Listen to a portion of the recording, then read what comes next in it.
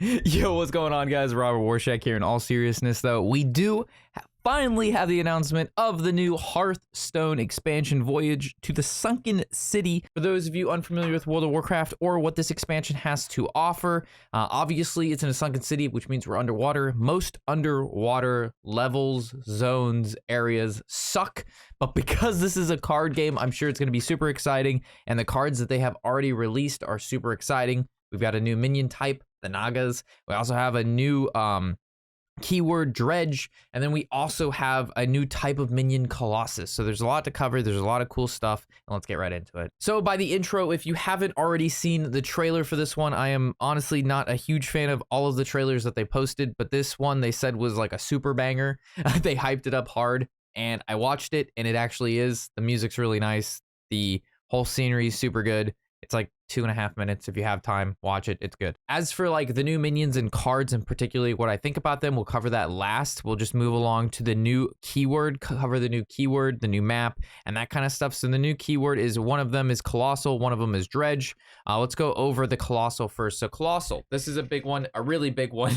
Minions with the Colossal keyword are too big to fit in one card. They come with extra appendages that synergize with the main body in powerful ways. The appendages are summoned whenever a Colossal minion is summoned, even though a Colossal minion wasn't played from your hand. So it's not like a battle cry effect. This also can be triggered with stuff like Recruit or anything that summons it from either outside of your hand and from your deck or from the graveyard.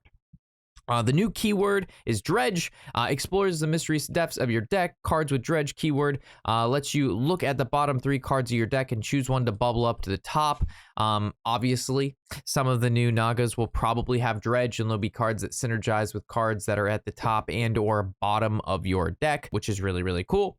And then the last thing we have that we mentioned is the new minion being NAGA'S. NAGA'S have been printed in Hearthstone before. They just didn't actually have the keyword NAGA.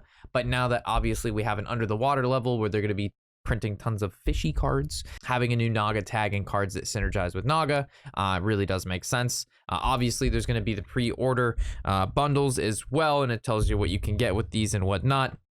I'm going to hold back on the pre-orders for now, just because I may have some to give away, depending if Blizzard is nice to me this time around on the expansion, so I'll keep you guys updated on that.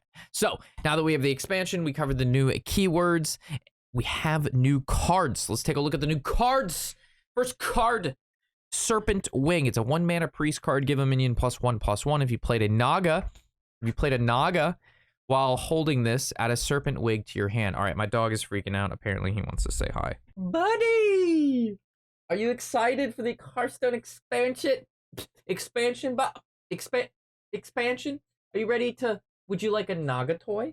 Oh, I could probably afford to buy you a Naga toy, or maybe a Murloc toy instead of my hand. If you guys sub to the channel at www.warshackplays.com.org.live.edu.gov. Yeah, and once they do that, you can get all the Naga toys you want. Yes, I know. All right, so this looks like an annoying priest card, which kind of fits the MO. What's cool about this is if you played a Naga while holding this. So if this card's like in your hand, right, it doesn't need to be that turn. You just had to play a Naga, and if whether or not you want to buff this because you have the mana or not, it doesn't matter. This will get the effect once it is played, and as long as this is in the hand, and then you just literally get another one. So this is kind of like, I don't want to say it, but this is Libram of Wisdom. This is infinite +1/+1 to your minions. But there's a caveat, because the new one you get won't have to get the extra one. So you give it +1/+1, right? It puts another one to your hand. So if you play another Naga, then it procs again, right? So the caveat is it's not really infinite. It's only infinite while you play Nagas. So it makes sense as being a 1-mana spell. It seems pretty good. We'll see how many Nagas they print and like how good the priest Nagas are. But this looks like it's a fairly decent card, the fact that it's at 1 mana. All right, next card we have. All right, so this one, super value. It's a 4-mana 4/5 battle cry. Put 3 colossal minions at the bottom of your deck. So we know putting stuff at the bottom of your deck is good, because there's cards that pull those cards from the bottom of your deck to the top of your deck. We haven't seen any yet, but they obviously are going to be in the game, given what information we've been given so far. So This is definitely a control card, and this is a neutral. So this is going to fit into whatever deck we choose, whether we put this into control decks like Control Warrior. We could even put it into some sort of mage skin or priest skin. This good. I mean, this just seems like a really fun, good card.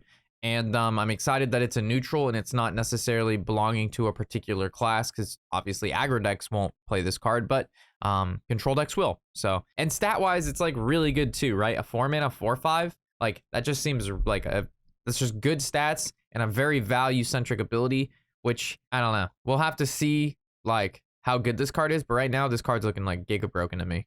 So we have our first colossal minion, which we're taking a look at here. It's the druid colossal minion. So as we notice, it says colossal +1. That means it has one piece that comes out with it. So different colossals, different plus colossal pieces. So if it says like +3, it has 3 other appendages plus this main body. With this one, +1, it has 1 other appendage plus this body.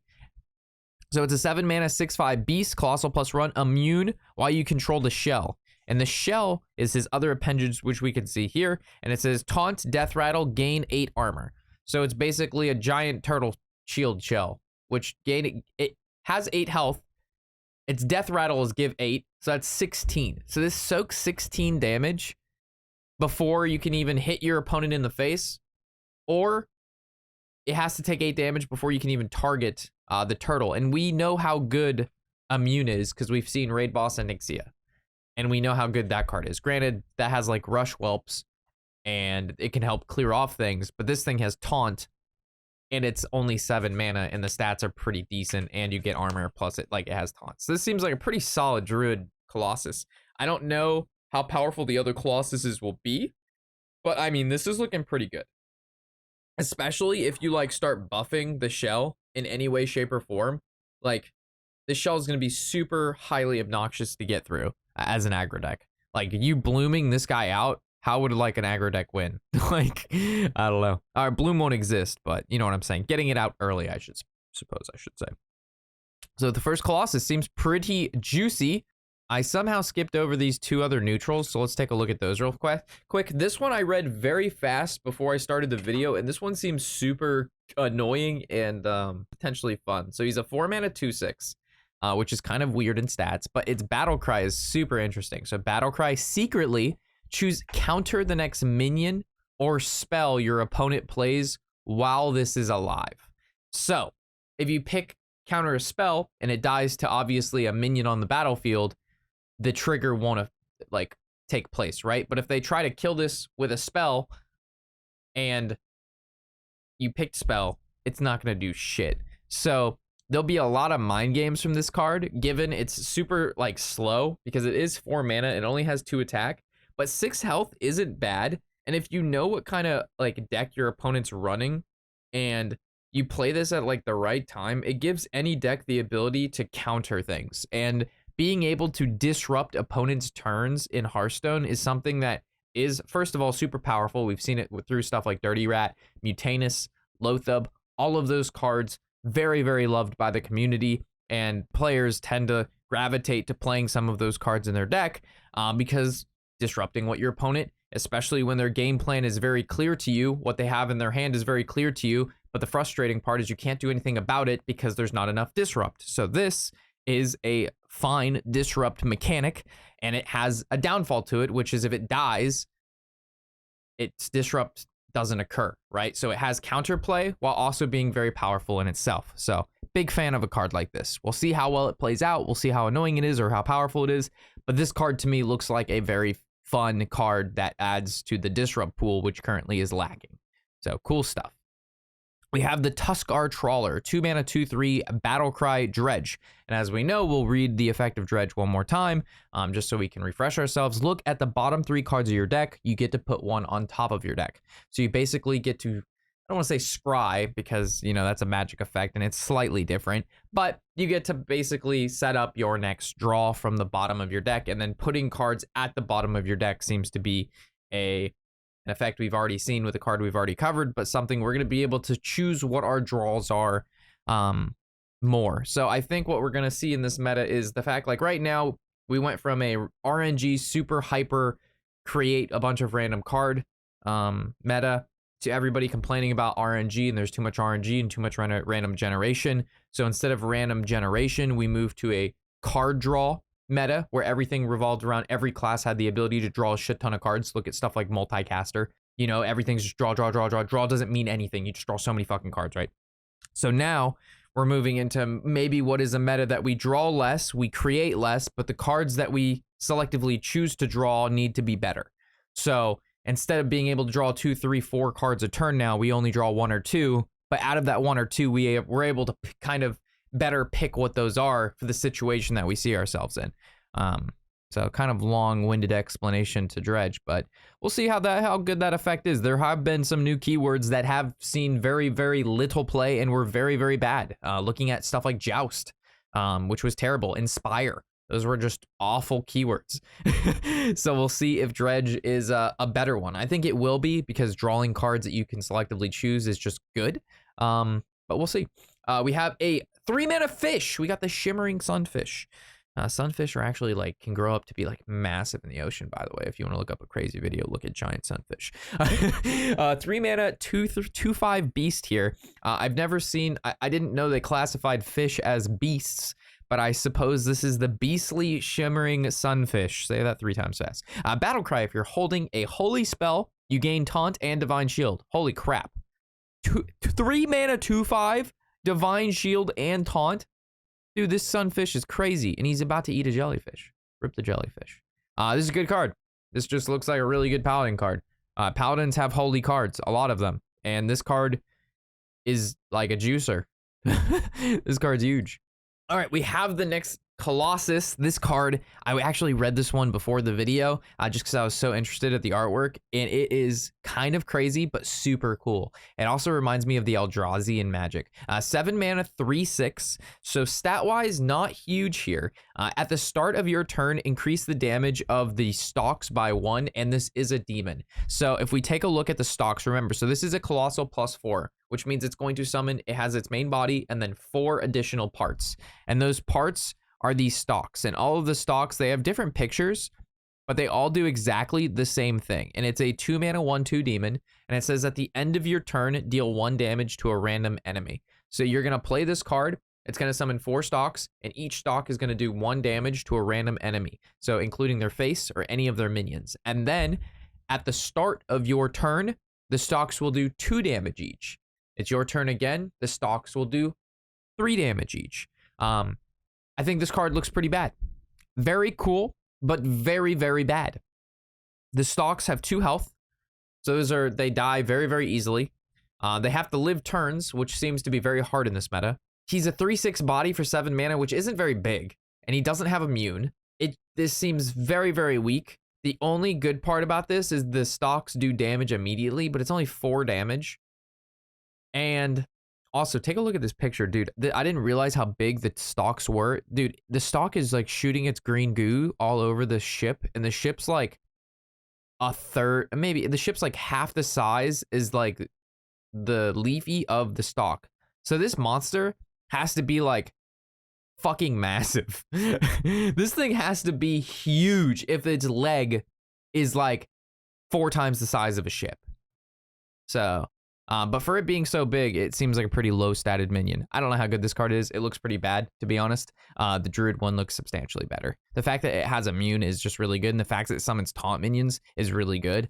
This is same mana cost, significantly less in stats, does a little bit more damage, but very easy to deal with. So while it looks super cool and I was very excited, just rating the cards, it just looks weak. Unless you can somehow make the stalks more powerful, but that's not a Demon Hunter thing, right? It doesn't buff the board and shit like that. So I don't know, looks kind of bad. I haven't actually looked at any of these mage cards yet. All right, so we have a 3-mana 3/4 stat-wise good. It's a mech mage. Battle cry, put a Sunken Sweeper on the bottom of your deck, and a Sunken Sweeper is a 3-mana 3/4 battle cry. Add 3 random mechs to your hand. Holy shit, that's value. So it's a mech that makes another mech that adds 3 more mechs to your hand, and I'm assuming the mech can't make the mech because didn't they stop doing that? The whole it creates itself kind of thing. But it could. I don't think it will. But yeah, I mean, I don't know if Mech Mage is back, but this is a mech and it adds more mechs. So we'll have to see how many more mechs are being printed. Also, why do you need to sweep if you're under the water? I guess there's a lot of like sand down there, right? Like, I just feel like, why would you sweep? Kind of weird for Mage, to be honest. This would make sense if it was like a Warrior card, right? Like Warrior would jizz over that card. But I guess the Warrior has the new neutral card that like adds the giants or whatever, so. Looking at the spell Coiler. All right, we got our first Naga here. It's a 2 mana, 2/3. Battle Cry. If you've cast a spell while holding this, discover a spell. This is good if you have a coin, because you can coin her out, and then obviously you get to discover a spell. It's also good if you like have a turn 1 spell, but the problem with this card is if you draw it and you just need to tempo play it, it's bad. It just seems like a worst Wand Thief, right? Because Wand Thief is combo get a spell, and that's just like statted as a 1 mana 1/2. So it's just loses 1/1 in stats, but it's guaranteed to like, it can work with minions or spells. Meanwhile, this has to like be a spell. I'm not really sure on this one. While it does look intriguing, I think it'll be good once the rotation hits. But right now, I don't think this card is very good. Just because there's just better cards that you can get discover spell wise. We have a Murloc now, a 4 mana 4/4 Warlock Murloc, Battle Cry, Dredge. If it's a Murloc, change its cost to its health instead of mana. So we've seen cards like this in the past with Warlock, with changing, you know, its cost to its mana cost to health. And I'm pretty sure there was another Murloc that did something similar too. It says like all Murlocs cost life instead of whatever. And it wasn't very good. So this, I'm just going to assume, is also not very good. This is a really scary anglerfish, because that's what he's eating, a jelly. Poor little jelly. Why is everybody eating all the jellyfish? Yeah, this looks pretty bad. Unless there's like some big ass Murloc. If there's like some big ass Murloc that if you can dredge that, if you can put like the big Murloc to the bottom and then dredge it and then pay like 10 mana for like a giant Murloc that just like fills up your board. So there is probably going to be some sort of like super cheat out mechanic with this guy and a big Murloc, but we'll see. But if it's just like the current Murloc pool, this guy's bad. But if there's some big payoff 8 to 10 mana Murloc that summons either more Murlocs or like does a shit ton of damage or has a shit ton of value and cheating it out on turn 4 or 5, then yeah, this will be a good card. We'll have to find out. And then we have a rogue card, first rogue card. It's an epic 5 mana 4/4 pirate, so hopefully its combo's good. Put an enemy minion on the bottom of your opponent's deck. Put an enemy minion on the bottom of, so this is a so this is kind of like the old Priest and Tomb. Instead of putting in your deck, you just put it back into your opponent's deck. So Psychic Screaming a minion, I suppose. This seems good. Killing it, and putting it at the bottom of the opponent's deck both have their pros and cons, because let's say it's a Death Rattle minion. Obviously, killing it is maybe not the best play because of the effects that it'll have. Also, putting it back into their deck if it's some sort of piece that it's hard to play, giving them a bad dredge the following turn if they're going to be doing that often, could be interesting. But yeah, this seems like a pretty good road card. 5 mana 4/4, and then you just remove something off the board. Bit of a tempo play, stat-wise not that powerful, but effect very powerful. So I think this is pretty good. This looks like a pretty solid road card to me. And that looks like that's all the cards for now. As more cards do get released, obviously I'll cover them. Just keep in mind that I'm not going to review dump on you guys.